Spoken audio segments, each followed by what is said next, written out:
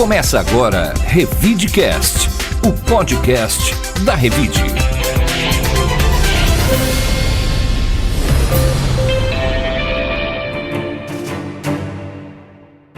Olá, eu sou o Murilo Pinheiro. Bem-vindo ao Revidecast, o podcast da Revide.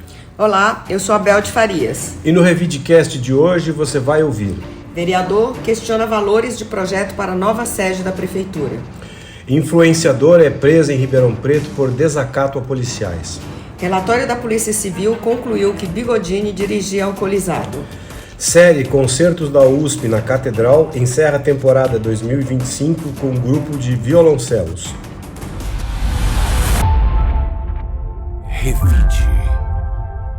O vereador Daniel Gobi, do PP, criticou o projeto da Prefeitura de Ribeirão Preto, que prevê a troca do prédio do Colégio Marista na rua Bernardino de Campos por um terreno público de 41 metros quadrados na Avenida Brasolaya Costa, na zona sul da cidade.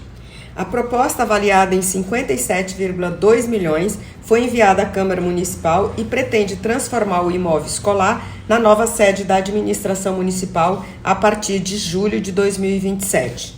Gobi, que também é corretor de imóveis e vice-prefeito, questiona a avaliação feita pela Prefeitura e solicitou ao Conselho Regional de Corretores de Imóveis, CRECE, uma perícia independente, alegando que o terreno público pode estar subavaliado, considerando a valorização da região sul.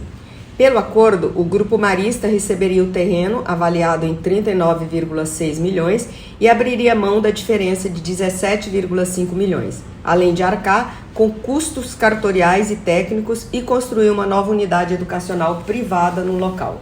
A Prefeitura afirma que o prédio do colégio abrigará todas as secretarias e o gabinete do prefeito, centralizando a estrutura administrativa, hoje espalhada por diferentes endereços. O Executivo defende que a permuta representa um ganho patrimonial e economia aos cofres públicos, evitando um gasto estimado de 175 milhões com o antigo projeto do centro administrativo idealizado na gestão do ex-prefeito Duarte Nogueira. O Grupo Marista informou que os anos letivos de 2025 e 2026 ocorrerão normalmente na sede atual e que ainda há trâmites em andamento. O projeto segue em tramitação na Câmara e deve ser debatido nas próximas semanas.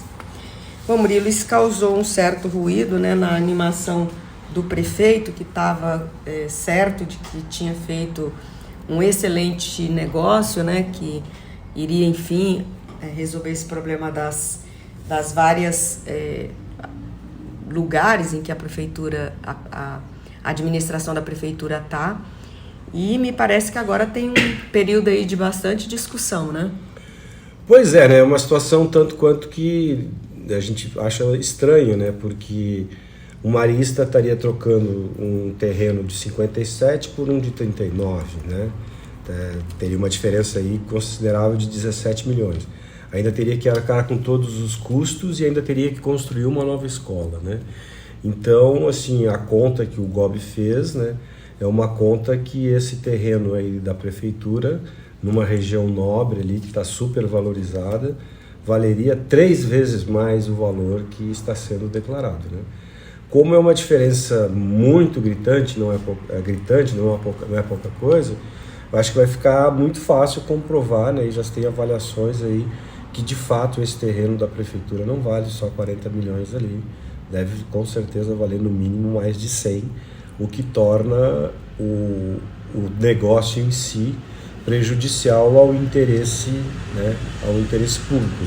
Esse argumento aqui de que a prefeitura vai economizar os 175 milhões que seriam gastos lá no outro terreno que o Nogueira havia proposto é um argumento que não procede, porque isso é uma economia fictícia de algo que não aconteceu. Então, o que está valendo é essa troca aí que vai ser debatida na Câmara, mas acho que a partir de agora, diante da evidência dos números, acho que o negócio não deve prosperar. Revide.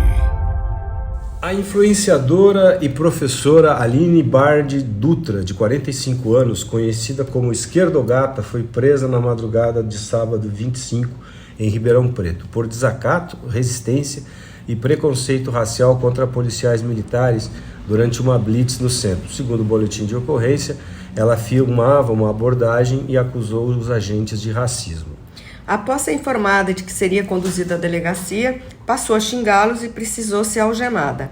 Aline foi liberada após audiência de custódia e deverá cumprir medidas cautelares como recolhimento noturno e acompanhamento psicológico. A defesa afirmou que ela não se lembra do ocorrido por causa do uso de álcool e de medicamentos e que pretende pedir desculpas aos policiais. Este não é o primeiro episódio envolvendo a influenciadora. Em 2022, Aline foi condenada por desacato e desobediência após colar um adesivo político em uma viatura e discutir com PMs. Com 785 mil seguidores, ela é figurativa nas redes e atua como professora da rede municipal, atualmente afastada. Na última quarta-feira, o prefeito Ricardo Silva abriu um processo administrativo disciplinar para analisar o histórico profissional de Aline, bem como sua possível exoneração. Eu vi, foi divulgado aí nas redes sociais a quantidade de falta que ela tem nas escolas.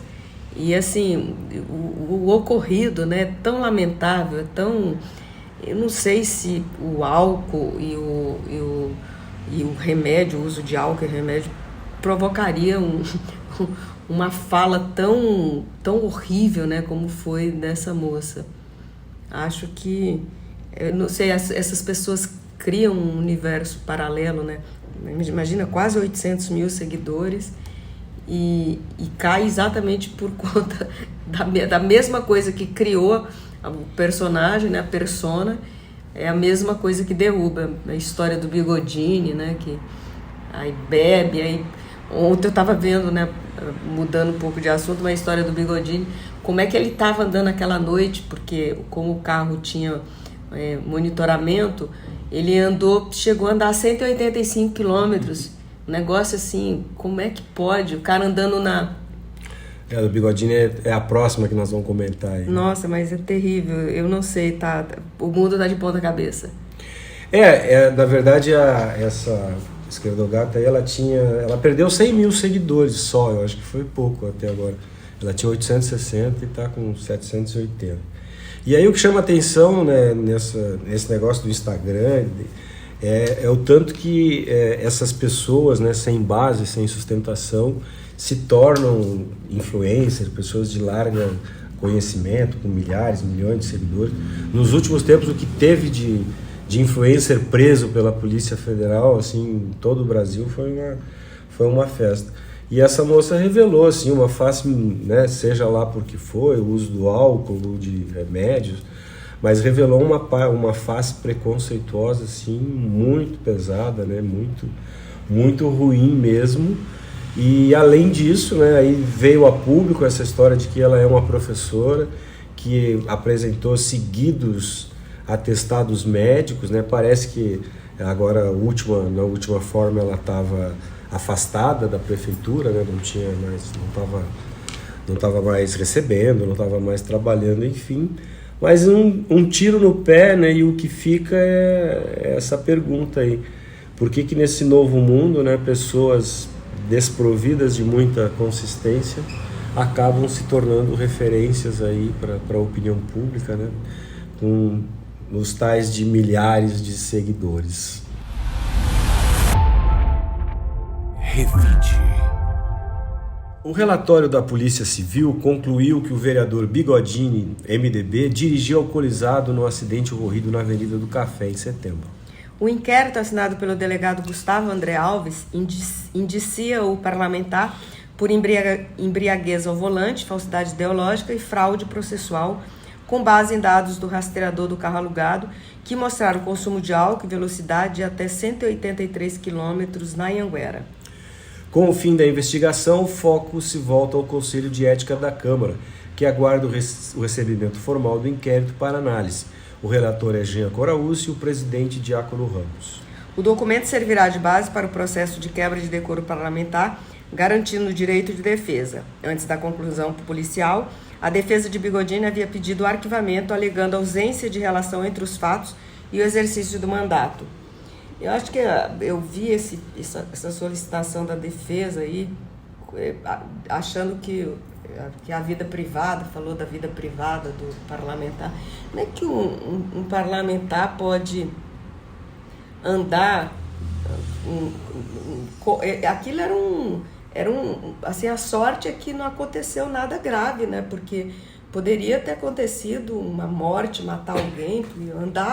Ele andava no centro da cidade a 65, a 80. Eu vi o histórico e era assim, era 1 da manhã, 2 da manhã, 3 da manhã, 4 da manhã, até o acidente acontecer. Estava completamente bêbado, né? Não faz sentido, né? Me lembro agora do caso do Oliveira Júnior, né? Oliveira Júnior, o vereador, que também, por conta de alguma coisa como essa, né? Perdeu o mandato, né? Provavelmente ele vai perder o mandato, né? Vamos ver, né? Tem sempre a questão corporativa da Câmara aí se vai, né? Mas assim, extremamente grave, né? Uma pessoa, independente de ser vereador ou não, mas quem é que pode ir alcoolizado andar a 180 km por hora na estrada, né? E depois dirigir, né? Dessa forma, de noite, enfim. Teve sorte de não ter acontecido uma tragédia maior. E aí é o mesmo caso da Isqueiro do Gato lá, é mais um caso aí de os meteoros do Instagram, né? Que eu acho que o que fica mesmo tanto para o leitor, para o cidadão, para o internauta principalmente, né? Que as pessoas precisam ter mais critério, né? Para escolher e assim, tudo bem, as pessoas podem seguir quem elas quiserem, mas isso até se torna um pouco mais grave quando elegem essas pessoas, né? Para serem representantes públicos. Já falou sobre isso aqui. O vereador vai gastar aí 6 meses, 9 meses se defendendo, né? Atrapalhando a cidade, atrapalhando a agenda da Câmara, transformando um problema pessoal numa questão pública, né? Revide. A Catedral Metropolitana de Ribeirão Preto recebe neste domingo, dia 2 de novembro, às 20 horas, o concerto de encerramento da série Concertos da USP na Catedral. Sob curadoria do maestro Rubens Russomano Ricciardi, a apresentação traz o Fratres Cello Ensemble, eu acho que é assim que fala. Ensemble. Grupo de violoncelos do Departamento de Música da USP de Ribeirão Preto, dirigido pelo professor André Luiz Giovannini Micheletti, um dos principais violoncelistas do país. Formado por 20 alunos de graduação, o grupo apresentará um repertório variado, com arranjos e orquestrações criadas especialmente para o ensemble. Ricciardi ressalta que a série reafirma o papel da universidade na preservação do patrimônio histórico e cultural de Ribeirão Preto. Para o pároco da catedral, padre Francisco Jabes Arnardo Mussa, o evento mantém viva a tradição das grandes catedrais que unem fé e arte. Todas as apresentações são gratuitas. A agenda cultural segue com a Orquestra Sinfônica e Coro do Sesc no dia 16/11, o Coral da UNAERP no dia 7/12 e o Coral Minas no dia 13/12.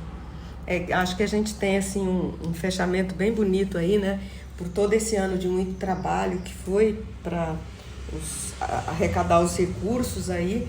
E a grande notícia, né, que vem junto com essa comemoração com tanta música boa são as obras, né, que começam no dia 1º de dezembro. Então, lá todo o projeto foi definido, foi acertado e agora, dia 1º de dezembro, já começa assim, a obra e em janeiro segue adiante e eles inicialmente estavam prevendo que seria uma obra de 1 ano, talvez até consiga antecipar o processo todo da obra. Isso é uma boa notícia, né? O prazo da burocracia, né? Foi 1 ano para arrecadar os primeiros recursos, 1 ano agora para fazer a obra, talvez, né, termine um pouco antes, mas é um fechamento muito bom aí para o ano de 2025. Revide. E o Paulo Apolinário agora vai nos contar os principais destaques da Revide desta semana, que circula na versão digital. Olá Murilo, Bel e ouvintes do Revidecast. Na matéria de capa da Revide Digital desta semana, fizemos um mergulho na produção audiovisual de Ribeirão Preto. Especialistas e produtores explicam que a cidade tem potencial cinematográfico, mas ainda mal explorado. Já na entrevista da semana, falamos com a professora Camila Fernanda da Silva Celestino, que conquistou um prêmio nacional com um projeto de alfabetização em Braille. Então, para saber mais detalhes sobre estas e outras notícias, acesse o portal Revide e nos siga nas redes sociais.